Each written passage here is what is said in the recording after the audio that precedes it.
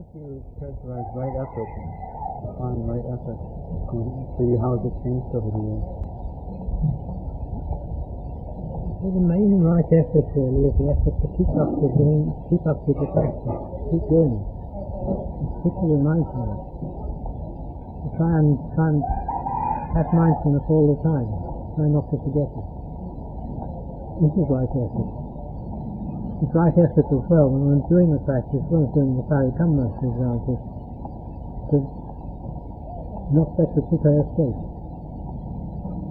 If it does escape, quickly bring it back. Don't let it indulge in any thought going off like that. And really speaking, when you do a parikamma, you automatically have thoughts coming up. They automatically come up. This is the nature of sanya, things up to it. Now, the right effort there is to have the mindfulness to be aware of those thoughts. And when they come up, just to let them go like softest notes. The trouble is people would grasp because they're intrigued or they're interested. Now once they grasp like that, the mind's gone away. You see, the grasping of these things is the trouble. If you can just see them as like puffs of smoke coming up, let them go. Don't grasp them. That's right. Any of these methods, the effort to do that, because there is a tendency to want to grasp it, and sometimes they intrigue you. Sometimes you think one gets the thoughts coming up, well, this idea, I've had a wonderful idea, I should think about it and get to understand it properly. And then when you come out of the practice, if you've gone on to that, you think, what's wonderful about it? There's nothing wonderful about it at all. It's just rather stupid, the whole thing. But when you're doing that practice, the kilesas make it seem just when you should do it that moment. And this is a tendency that a lot of people have got. One must recognize it and realize it's just kilesas. Seeing and knowing the kilesas is the way of right effort too. One must see them as they come up. And one must make the effort not to let them have their way. And sometimes it really isn't it. It's not easy. Because one's habitual tendencies tend to go in that direction. Out of habit one tends to go in the way the kilesas are leading one. And to not go in that direction is often not so easy. It's like somebody who's got addicted to cigarettes. Then he determines to give up smoking, but not to go after cigarettes on the five efforts. It's difficult. And the person's got to have the effort to overcome the craving of those kilesas. I can describe the story. I used to smoke too particularly. Oh yes. Yeah.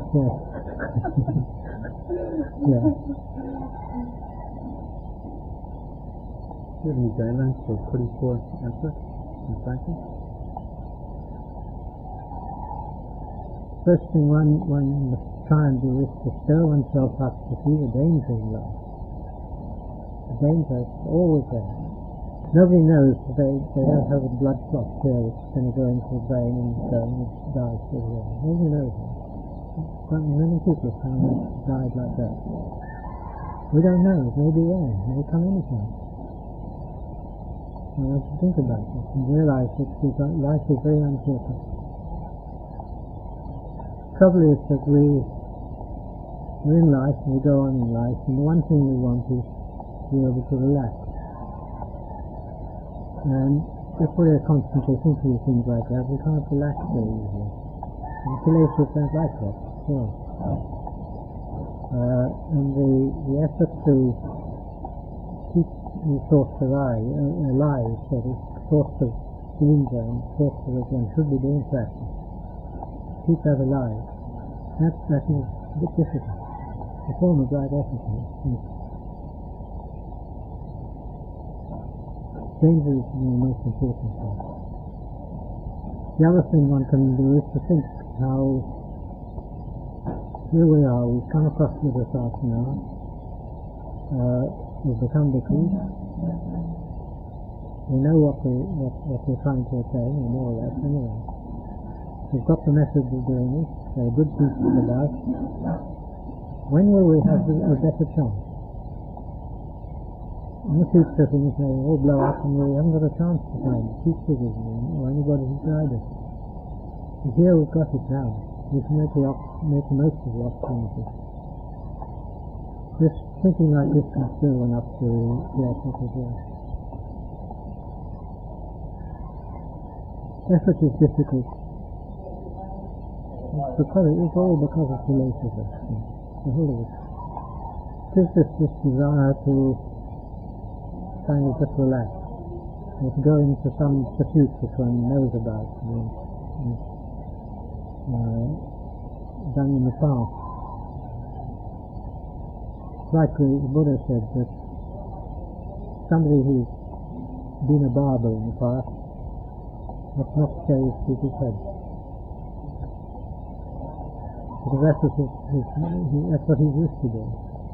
And if he does that, he'll be thinking about it, you know. And things that one's done in the past, one should be very careful of. Because the people usually goes into those things and thinks about them. It's not very fast work that he needs to do. It's easy to think about those things. Because one's used to it, and he's done it already, and knows about it. But to think about things that one hasn't done before, isn't so.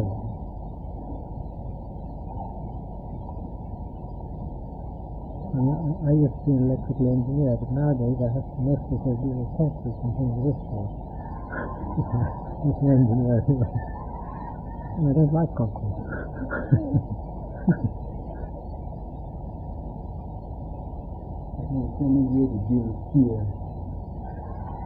Yes, the first thing is never run from fear. And when fear comes, try not to get rid of it. Look at the fear, inside, look at it, and question yourself, this fear, what is this fear? I must know. The fear is an aspect of relation. It's, Samsara says it's an enemy coming in the guise of a friend. We think it's a friend warning us. It's not, it's an enemy. Because when we're afraid, we always do the wrong thing. Instead of doing what the rational is the right thing to do, people nearly always do the wrong thing. And panic is difficult. So if fear comes up, look at that fear. And look at the fear itself, not at the thing that's giving rise to fear. And find out that fear. Look at the feeling. It's always said, when you want to investigate something, first thing you have to do is define it. Define it exactly. Define it. How does it come up? You sight, hearing, smell, taste, effort. You define it. Is it fear like that will be feeling? So you define it as feeling. All right, where is this feeling located? Search for it. You find it now. Then you must locate what is the nature of this feeling. What is the quality of it? What are the characteristics of it? As we call it fear. Why should I call this feeling fear and another feeling pleasure? Look at it like that. Search around all the time, looking at it. And don't try and get rid of the fear. Let it be. In other words, try and miss anything. Try to keep it going, if you can.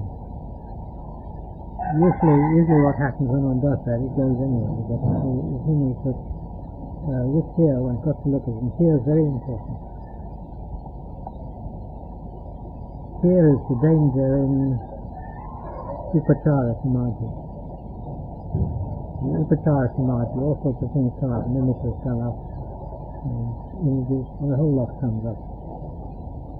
At first it's usually quite benign, but it can turn, it comes up in forms of horrifying images. And the danger there is that somebody is afraid. Because they're afraid, they concentrate on it. The concentration makes it bigger, as though it's coming closer. It makes them more afraid. Concentrates even more, and it comes right up like this. And some people can go mad with it. But anybody could see those images just like something on the cinema screen. They're quite harmless. All of them. Fear is very important. Many stories of there are shamans out in the forest who make up with tiger. They get shaking with fear. And if they've done right, they manage to overcome it. But when one overcomes, if one can overcome fear like that, and is really afraid, it usually goes right in the opposite direction. And the fear absolutely vanishes. One feels no fear whatsoever. And sometimes they go out searching for a tiger after because they got a lot of mess after. It's not recommended. One doesn't know what the tiger thinks about it. With the dukkha Vedana investigation, in terms of being ready for it, is there a time of knowing that one's ready to put forth that very strong effort in that direction, or is it simply a question of at certain times giving it a go and seeing how far you get with it, and if you can't, say, push through these barriers, simply knowing that you're not ready and going back? Yeah, well, normally the feeling in the knees will only come up after about an hour, with knees. And in that case one should try to investigate as much as one can. The one thing not to do is just to grin and bear it. This is important. If you just sort of think, well, I'll bear it as much as I can, that's no way, that won't do it, won't help. Even if you manage to do it, it won't help. It's got to be an investigation. Now, if you can investigate that, probability is you won't be able to do it for very long. Okay, realize that one can't. Realize that one is not yet capable of doing it, and then deliberately come out from it. But one shouldn't realize it too soon.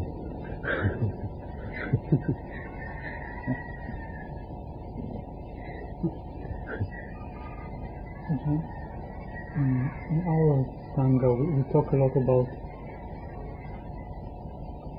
companionship, spiritual companionship and mutual support, which comes from the emotional difficulties, emotional lack that we feel many times, especially seems to be as Westerners. And I think in your practice you didn't use much of it, you didn't look much for it. And I wonder how do you think about it as a problem of Westerners? Is it just kind of surrender to our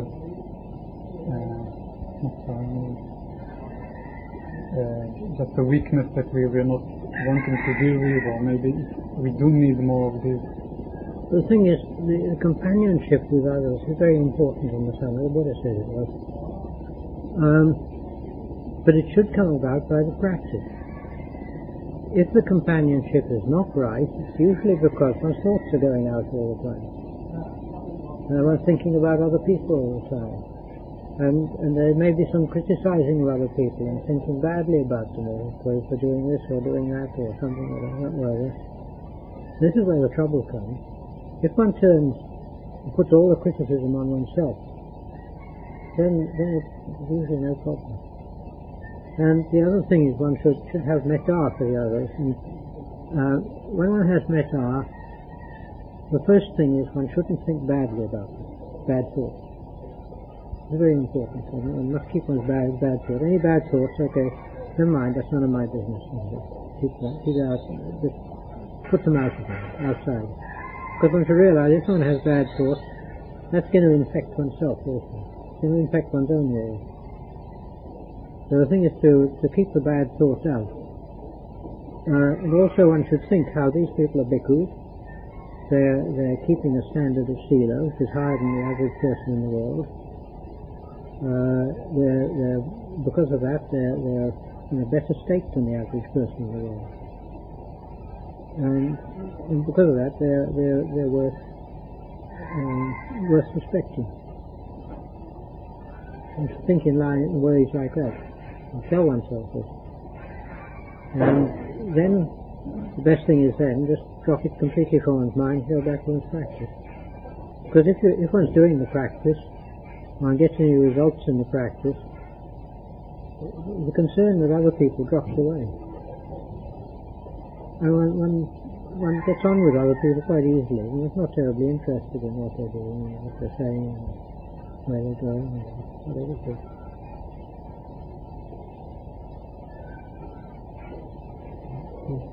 Some Western bhikkhus have tried to do the traditional practice, but found it hasn't been successful for them because they feel they haven't addressed more culturally conditioned neurosis of various kinds, which seems to be a preliminary obstacle to more refined level practice.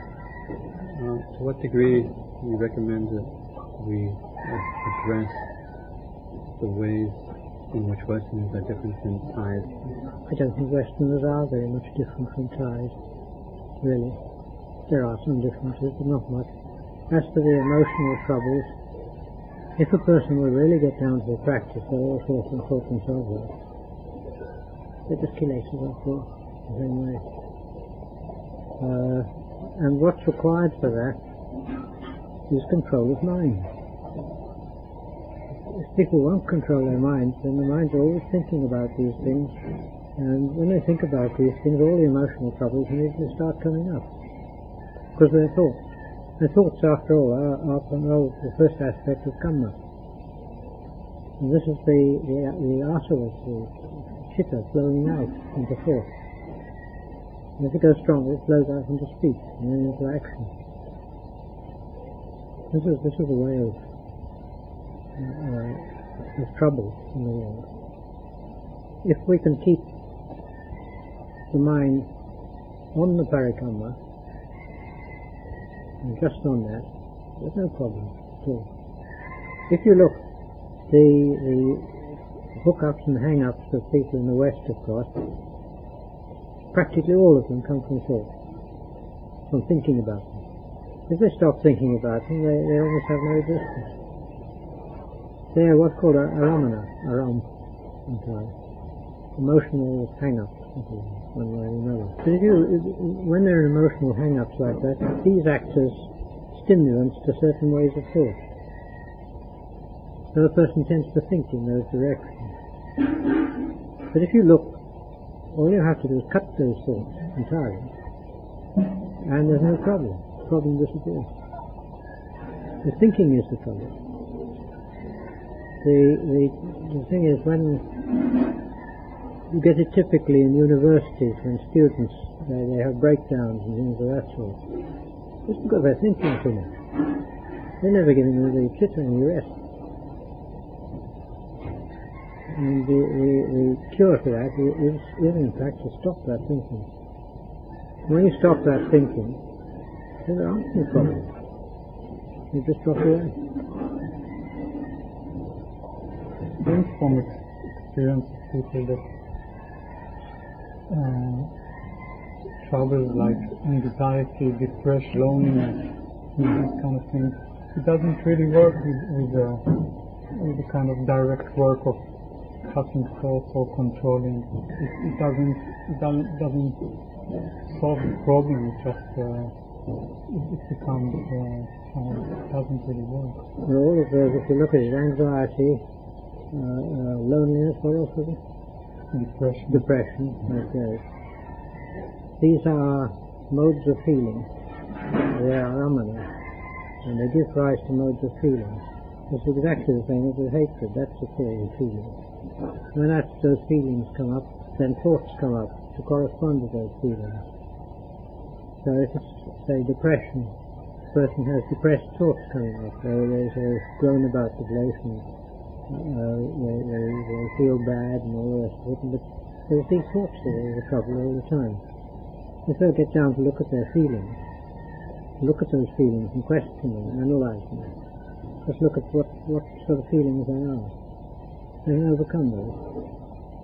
The trouble is, what happens is that the person gets a certain feeling of depression.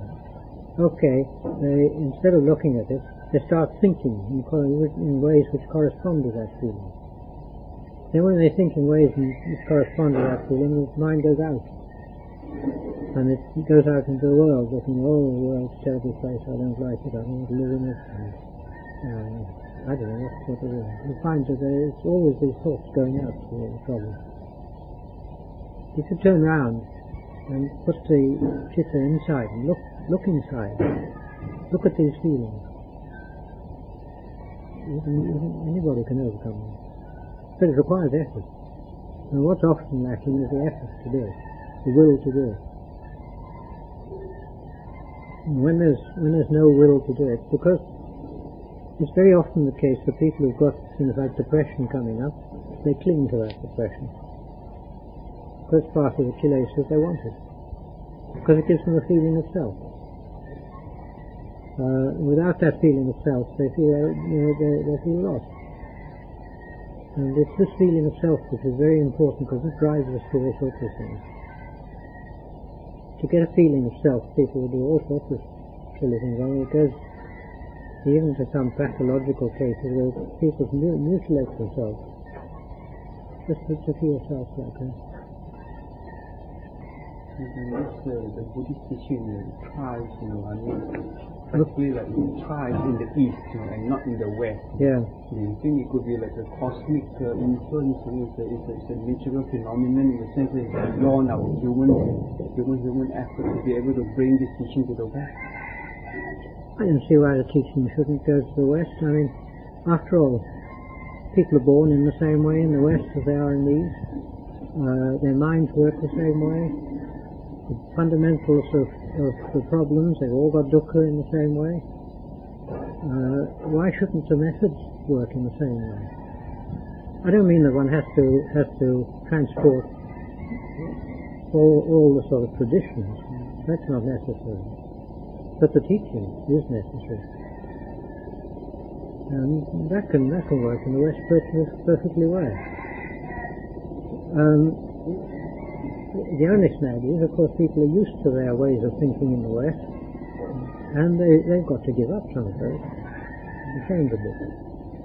They can do it. I mean, Thai people don't have it all that easy either. They don't find it all that easy.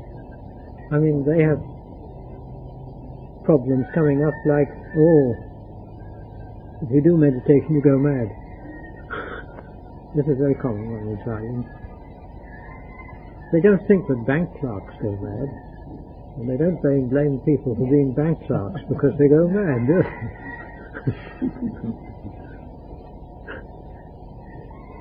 No. This one's got a lot of conceit. He thinks he's very grateful. And he thinks he's the boss of the others too. Yeah.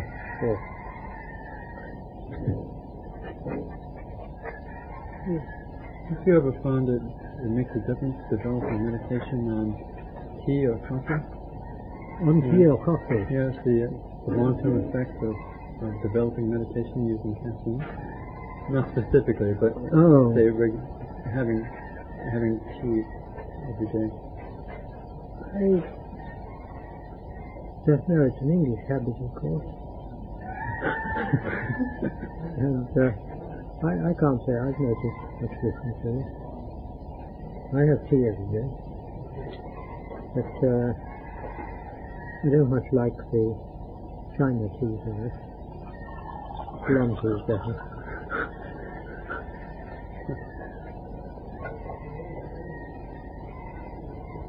But things like tea and coffee don't matter.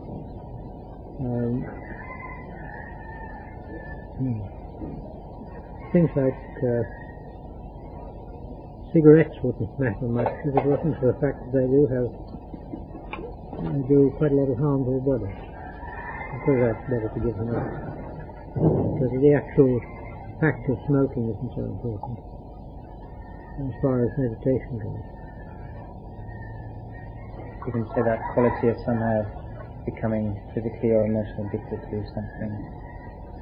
Yes, it's not good because it relies on it. And if it's not there, then one's affected. Like when I haven't got cigarettes, and then, you're searching about for them. You're doing people who see you go down. Yeah. See, it's not so difficult to stop that. Well, sutta study, I think. Reading suttas as part of half practice. Do you find that helpful? Would you recommend that, or is that more of a hindrance?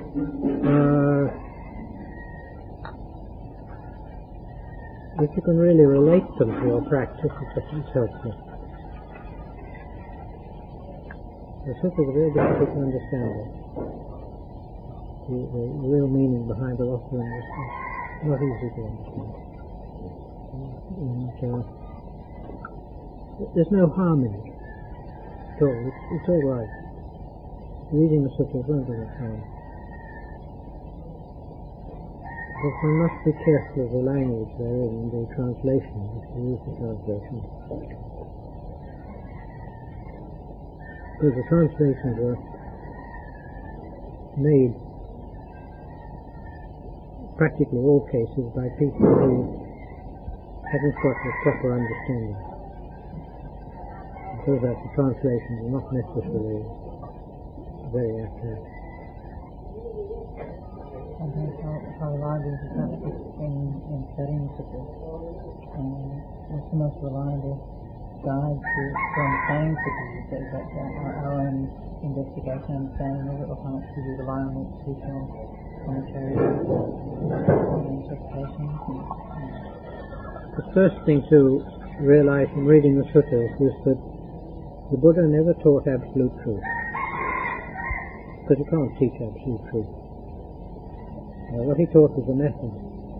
And the suttas are a method all the way through. A method of getting, or a method of raising oneself from one's present state up to a state where one is capable of attaining Nibbana. That's what the whole of the teaching of the Buddha is doing. It is a teaching of method all the time. And because some people take it as absolute truth, and this is the wrong way to take it. It's not like that. It's never meant to be. Some people take it as a philosophy. It isn't really a philosophy, although you can squeeze philosophy out of it. But it isn't really a philosophy at all. I mean, he was all the time giving a practical teaching. For example, he talked about the Paticca Samuppada, which explains what happens, but it doesn't tell you the method of how to cure it. If you want a method of how to cure it, you've got to go to Four Noble Truths, or the path, the full path. But the understanding of Paticca Samuppada can help one quite a lot. Seeing how to practice. And I mean, it's obviously something which can be taken at different levels too. The most subtle levels are probably beyond most of it anyway. It's not an easy thing to understand. One has to understand here that one of the problems which occurs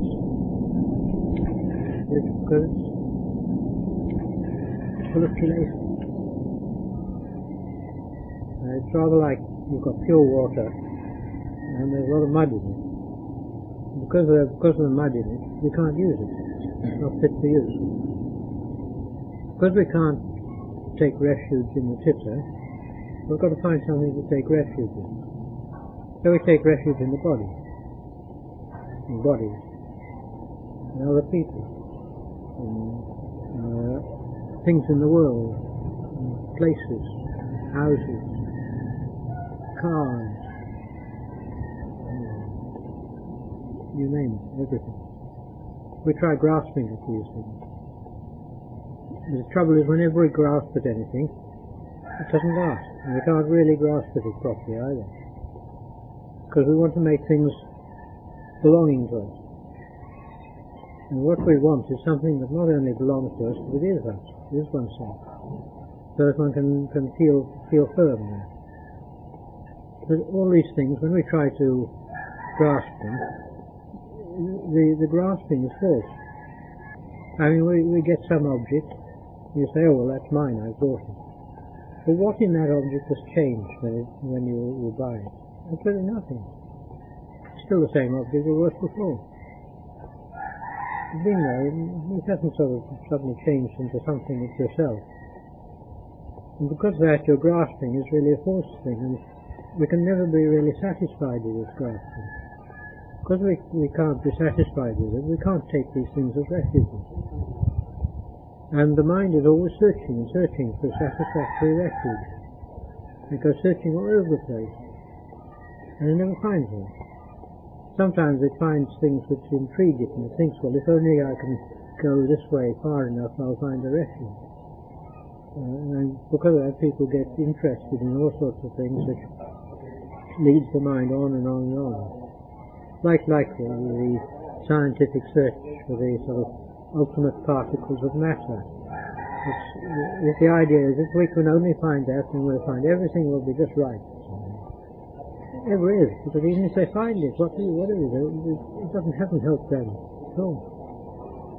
So we get dukkha all the time. We get this dukkha because we try to grasp at things which we can't really grasp at properly. So what do? Well, most people just go on and they sort of give up with it. The whole lot is doing a bad job, that's all. But in Buddhism we have a method. And the method is that we've got to try and cure ourselves inside here.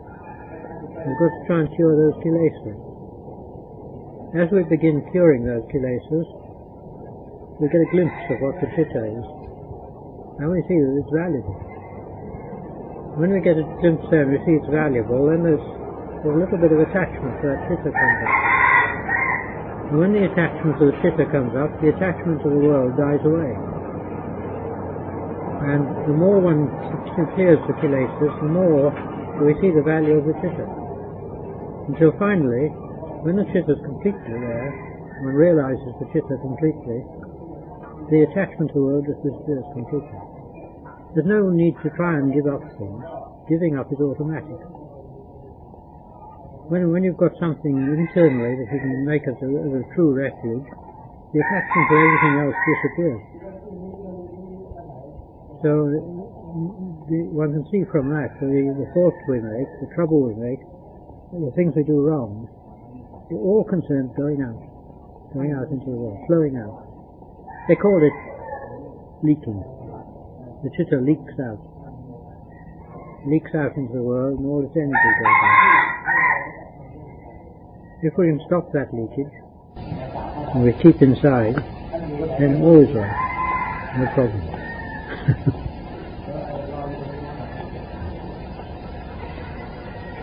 Like Chappy Chai says, no problem, but I don't think he's without problems. I've spoken too much. Okay. You should have a look at my name. Yeah. Very emphatically, many times said, don't always have an operation, don't have an operation. Oh, yeah. And then I was very incredibly lucky he blew on my knee for me and gave me some in my name. Yeah. What is the reason why he's so emphatic about not having an operation? No, I'm not sure. He probably sees something there. It's possibly karma. That it may be karma coming up. If it's karma, the operation wouldn't help at all. It might make it worse. Maybe he sees that. But Lumpur Chand said that. I'd say it's worth taking some notice of. Yeah, good. Okay.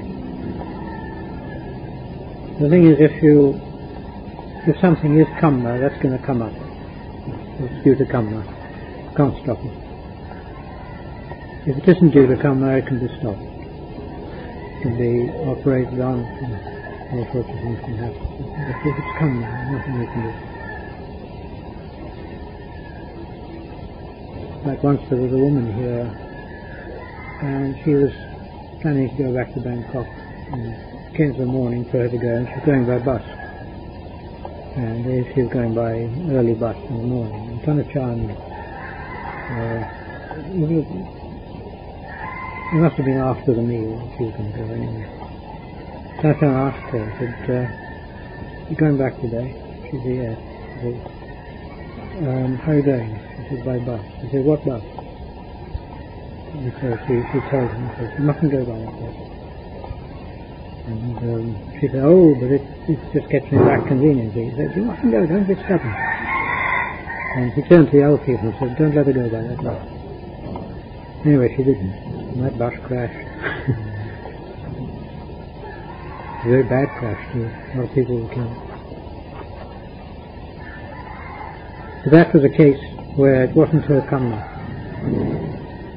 If she had gone on that bus, it would have been an accident. There would have been a chance she might have been killed or injured anyway. So it wasn't in her karma. It could be changed. But if somebody's karma, there's nothing you can do. I know the other example is when that plane crashed. Tanachan Singh Tong died. And Tanachan said he had no indication of anything happening there whatsoever, of anything would. And he said it must have been karma, because he couldn't do anything. Nothing would come up to him.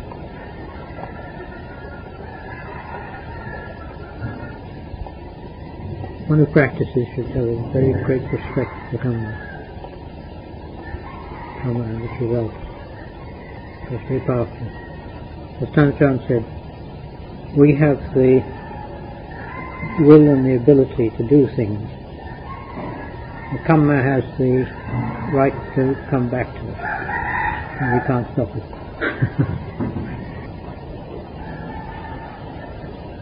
Anyway, Thank you.